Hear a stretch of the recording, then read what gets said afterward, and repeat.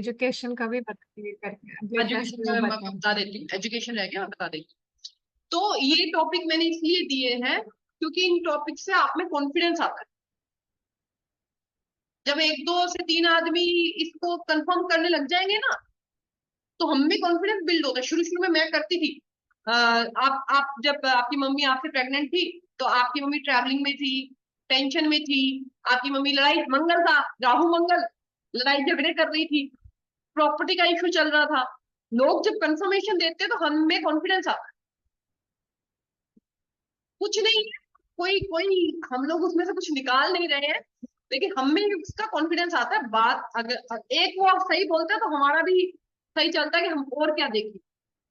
नहीं, ये आजकल बैंक में कैसा माइंडसेट हुआ, किसी को देखती हूँ ना, पहले उनका चेहरा देखने के बाद इनका शायद करेक्ट लगा होगा ये हाँ, ये एडमिनर्स। मैंने बहुत किया है ज्योतिषमती जी, ये मैंने बहुत की है।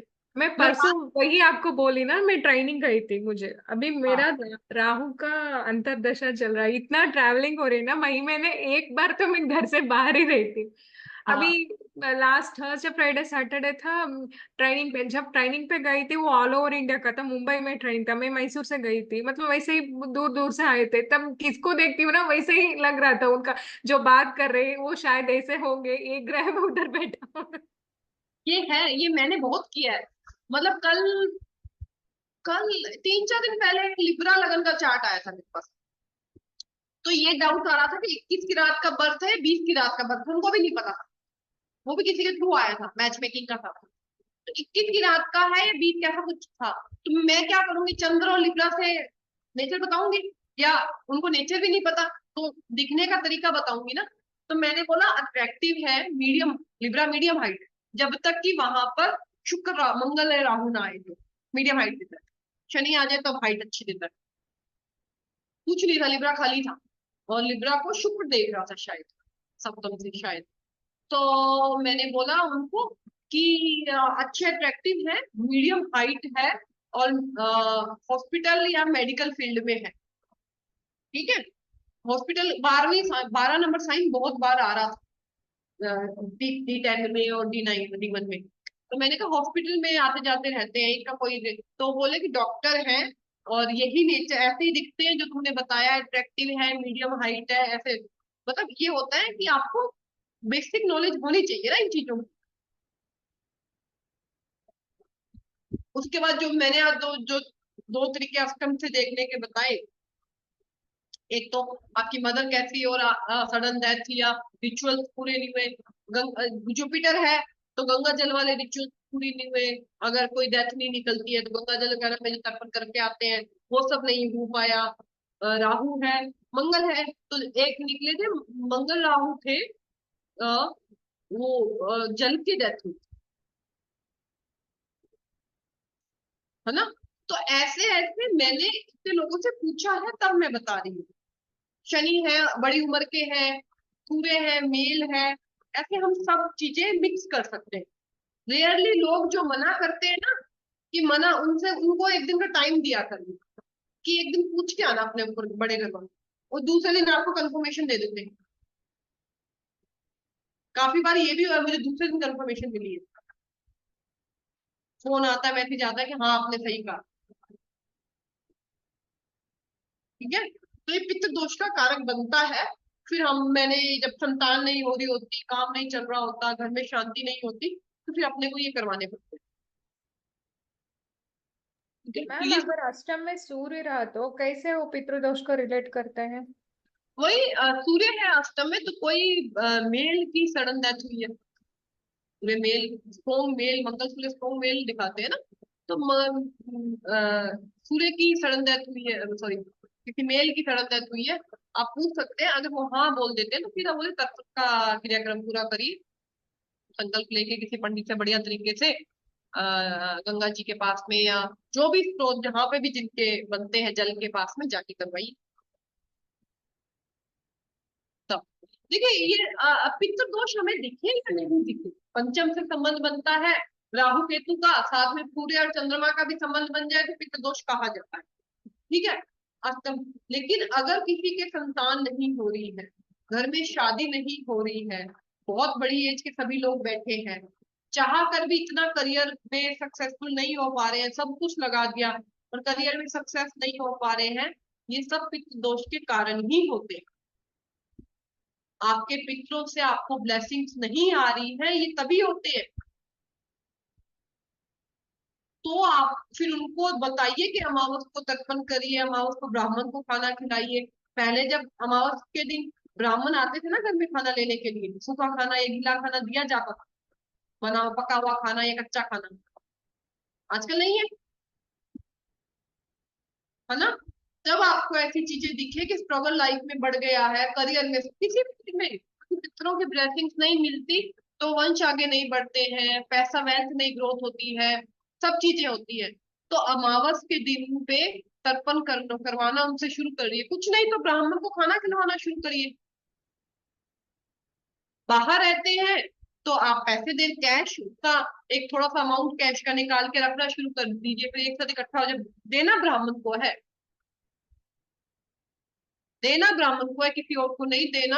और आप कुछ भी किसी को दीजिए, पर अमावस का तो ब्राह्मण को ही जाए, क्योंकि हमारे पितरों को लगता है सीधा ब्राह्मण को देने के बाद। जिसकी कुंडली में होगा उसी से कराएंगे। जिसकी कुंडली में हो उसके भी करवाइए, और जिसकी कुंडली में नहीं हो लेकिन आपके पास ऐसे आए पूछने के लिए कि इतना साल हो गए करियर में स्टेबिलिटी नहीं आई है, संतान नहीं हुई है, घरों में शादी नहीं टिक रही है, शादी नहीं हो रही है, उनके यही है, भले अपने को दिखे ना, दिखने के बहुत सारे तरीके, पर दिक्कत यही है, तब भी अपन करवा सकते। ठीक है। तो ये छोटे छोटे सूत्र टिप्स हैं, छोटे छोटे सूत्र हैं जो आपको पता होने चाहिए जब आप किसी की कुंडली खोलो सामने। तो हम, आप बताइए, आप किसी की कुंडली खोलो फिर उसको ट्रीट कैसे करोगे, उनको क्या बताओगे, जब तक अपने दिमाग में सारे कॉन्सेप्ट क्लियर नहीं होंगे। और ये छोटे छोटे पॉइंट से हमें कॉन्फिडेंस आता है बोलने का, कि जब वो हाँ हाँ बोलने लग जाते हैं तो आपका कॉन्फिडेंस बढ़ जाता है। कुंडली खोलनी बिल्कुल सिंपल तरीके से है, ये कुंडली एकदम सिंपल तरीके से कैसे खोलनी। पंचम में सूर्य हो, पंचम में सूर्य हो, पंचम हाउस इंटेलिजेंस का कारक है। इंटेलिजेंस है, एजुकेशन, एकेडमिक एजुकेशन हम फोर्थ हाउस से देखते हैं, और पंचम हाउस इंटेलिजेंस का कारक है। तो आप जिनका सूर्य अकेला हो वहां, ये अकेले सूर्य की प्रिडिक्शन है, जैसे जैसे ग्रह आएंगे प्रिडिक्शन चेंज होगा। मैं अकेले सूर्य की बात कर रही हूँ, अकेला सूर्य है, चांस होते हैं कि एकेडमिक एजुकेशन कंप्लीट ना हो, क्योंकि उतनी इंटेलिजेंस नहीं होती सूर्य अगर पंचम में हो। 3 से 4 से 5 चार्ट में मेरा देखा हुआ है, सूर्य अकेला, अकेला बोल रही हूँ मैं, बुध आ गया, शुक्र आ गया, तो प्रिडिक्शन बदल जाएगी, नेचुरल है। सूर्य अकेला पंचम में हो तो एजुकेशन में दिक्कत आती है। एक एक सेकंड होल्ड रखिएगा, एक सेकंड।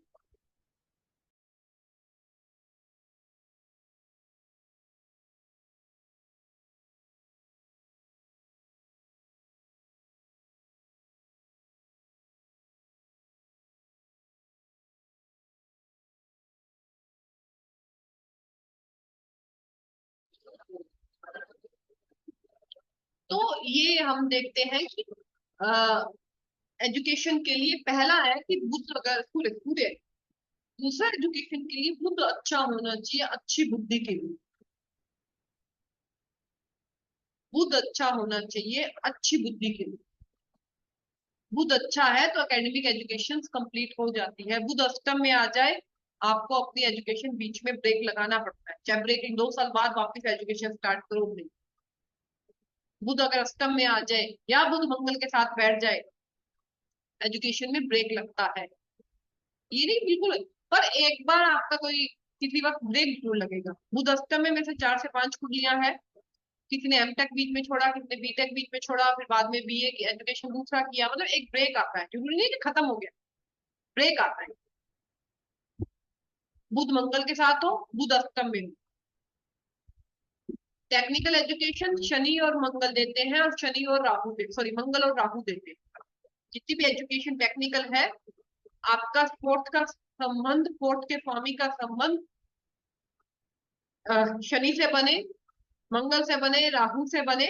मंगल Rahu technical education, civil engineering, ये सब शनि, ये इलेक्ट्रॉनिक्स इंजीनियरिंग, ये सारी की सारी मंगल राहु शनि राहु के अंदर आती है। सॉरी, मंगल शनि और मंगल राहु के अंदर आती है ये सारी की सारी। ठीक है। सूर्य ये वाली एजुकेशन देता अपने को, ये लिखा हुआ एकदम से ऐसे मेरे को याद भी नहीं आ रही, मैं बताऊंगी। बुध कम्युनिकेशन वाली, जितनी भी कम्युनिकेशन की होती है। बुध मरकरी आपको कॉमर्स देते हैं, क्योंकि आपको बैंक वगैरह में जाने के लिए। ठीक है। एजुकेशन ऐसे देख, अब उसको देखने का तरीका क्या होता है, जैसे आप सीधा, जैसे हमने शादी देखी, रोग देखा, फोर्थ हाउस के स्वामी की स्थिति देखी और एकेडमिक एजुकेशन के लिए फोर्थ हाउस के स्वामी की स्थिति देखनी चाहिए। वो जैसा, जैसे मेरा शनि मंगल, मेरा फोर्थ हाउस का स्वामी बनता है मंगल, जो शनि के साथ में बैठा है, जो शनि के साथ में बैठा है। किसी के कुंडली में शनि मंगल दिखता है ना, और आपको लग रहा है कि फोर्थ से कहीं से भी संबंध बना रहा है वो, फोर्थ और पंचम से भी बनता है, फोर्थ और फिफ्थ से संबंध बना रहा है वो, तो वो टेक्निकल एजुकेशन में जाएगा ही जाएगा। चाहे मंगल की राशि में शनि बैठा हो, चाहे शनि की राशि में मंगल बैठा हो, तो भी संबंध हो गया ना। शनि की राशि में मंगल, मंगल की राशि में शनि हाँ बैठा जी हो। मैडम, सही है बिल्कुल। हाँ, टेक्निकल एजुकेशन मेरे देता। फोर्थ नंबर में है 11 नंबर राशि है, हाँ और शनि उसका स्वामी है, तो शनि मेरे लगन में है, लगन 8 नंबर है। हाँ, 8 नंबर टेक्निकल एजुकेशन किया मैं हुआ है। टेक्निकल एजुकेशन में, हाँ। हाँ, शनि मंगल का संबंध बनना चाहिए टेक्निकल एजुकेशन के लिए। डॉक्टर बनने के लिए जितने भी डॉक्टर आते हैं, उनका चंद्रमा पीड़ित होता है। क्यों? क्योंकि सर्जरी वगैरह करने के लिए इमोशन कम ही होने चाहिए थोड़े, तो चंद्र खराब होता है। जिसकी चंद्र केतु वाले आपको डॉक्टर मिलेंगे, शनि केतु वाले डॉक्टर मिलेंगे आपको, और मरकरी, सॉरी, गुरु और शुक्र वाले भी केतु मिलेंगे, गुरु शुक्र वाले डॉक्टर मिलेंगे आपको। ये तो मैंने ऐसे देखा हूँ डॉक्टर देखने के लिए।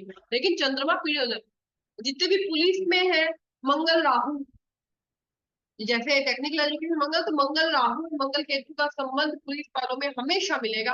कोई भी आप पुलिस का चार्ट उठा लीजिए, चाहे दृष्टि संबंध, चाहे क्राइम संबंध, चाहे एक दूसरे को देख रहे हो, चाहे एक दूसरे के साथ में बैठे हो, आर्मी वाले में जाने के लिए ये संबंध जरूर मिलेगा।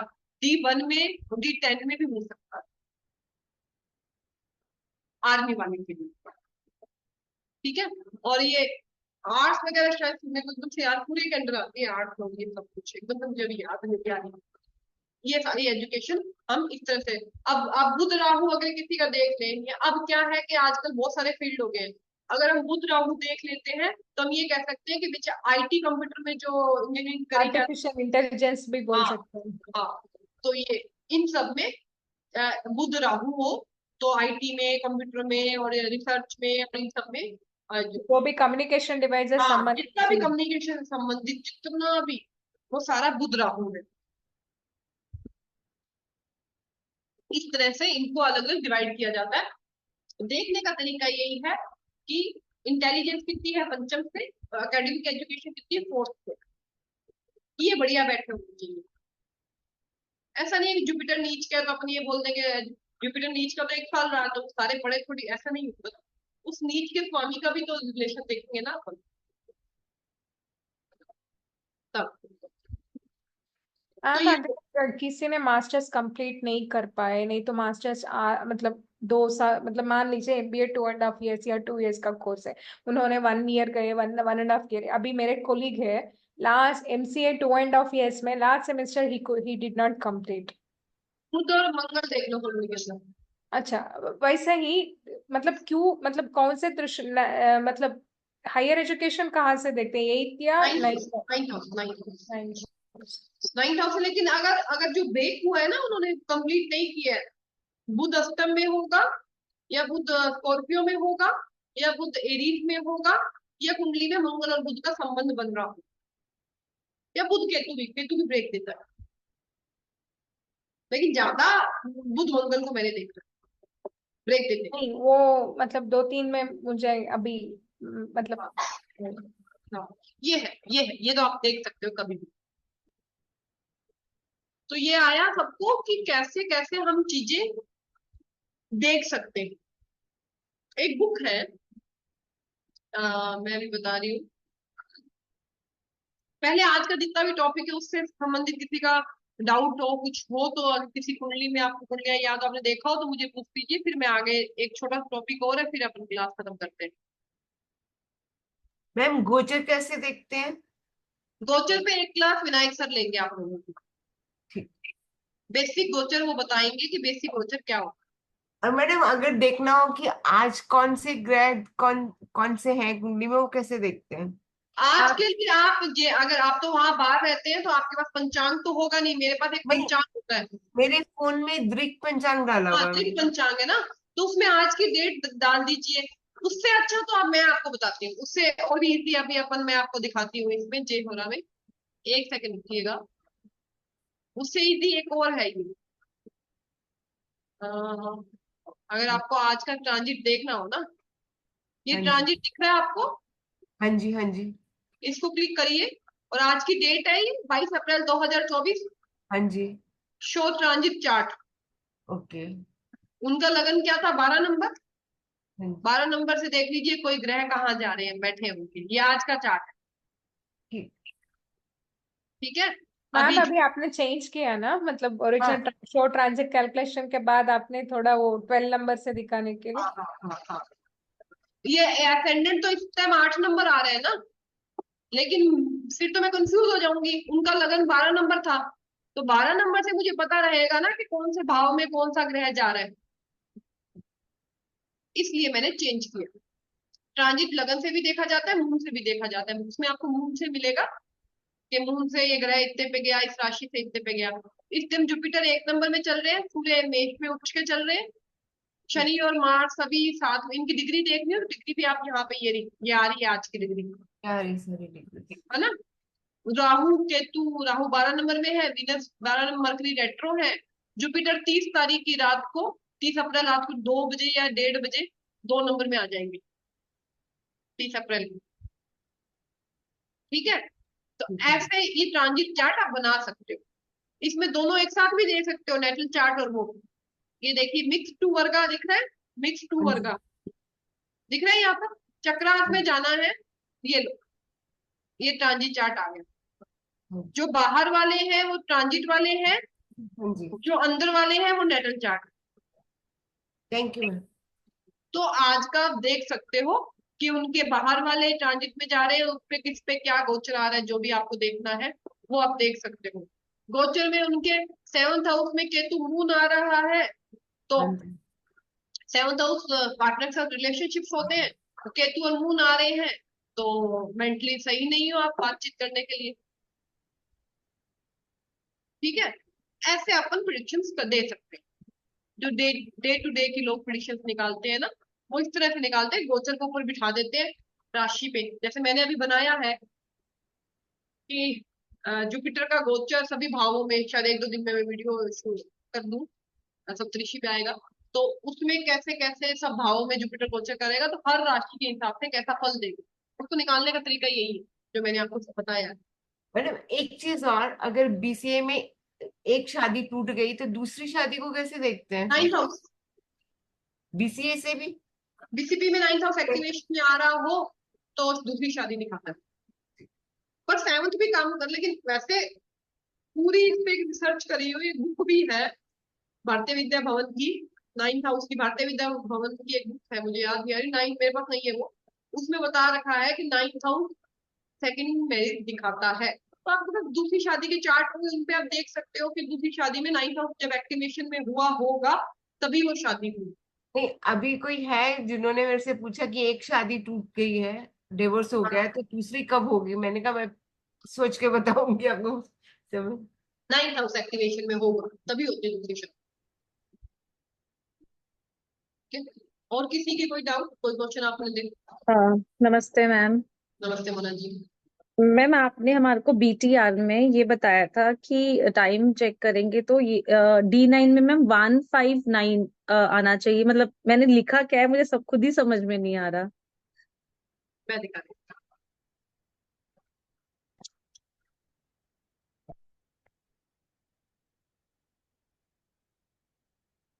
बीटीआर का एक पॉइंट है, ये सिर्फ ये बुक्स में लिखा हुआ है।